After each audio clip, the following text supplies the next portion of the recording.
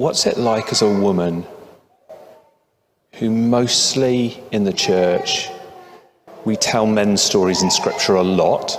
There's a few notable exceptions, Mary, Martha being one of them, but we tell a lot of the stories in the Bible from men, and often it's been men that have done that telling. Historically, that's been true, perhaps a bit less so now. So what's that like for you, and what's it like as a woman hearing a woman's story from Scripture? What would that do for you, kind of? I mean, I guess I can speak for myself. I'm not claiming to speak for all women in the church. But I think you said you found it surprising that you'd not noticed that passage about Paul. I hadn't noticed that either. And I've read that passage I don't know how many times. And I think I have been surprised, as somebody that has always been in churches where women have led. My godmother was one of the first women ordained in the Church of England. So I don't come from a background that says women can't do certain things.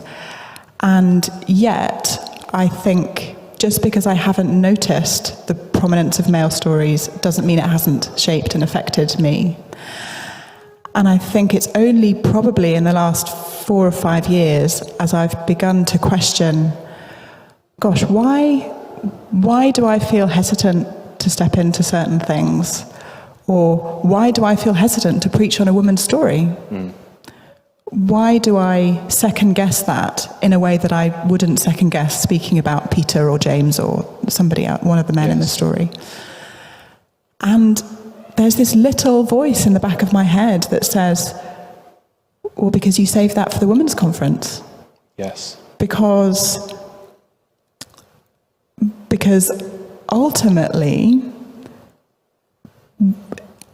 as a woman, or these stories of women, your voice has a place, but you need to make sure that it's not too far, or it's not too much, or it's not too often, or it's not too loud, or it doesn't offend anybody, it doesn't upset anybody.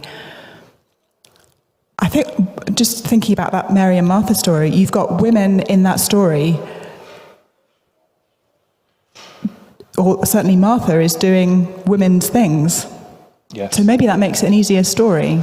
I know Mary's challenging that in that story, but so I think that's some of the ways that I'm only beginning to recognise that it's affected me. And sometimes it jars when I hear a woman's story because it's not normal. Yes. It's not as familiar.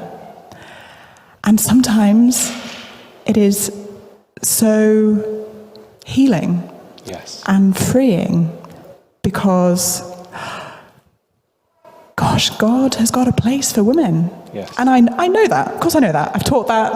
I've been telling people that for years, that I believe that. And there's a little bit of me that still doesn't believe that.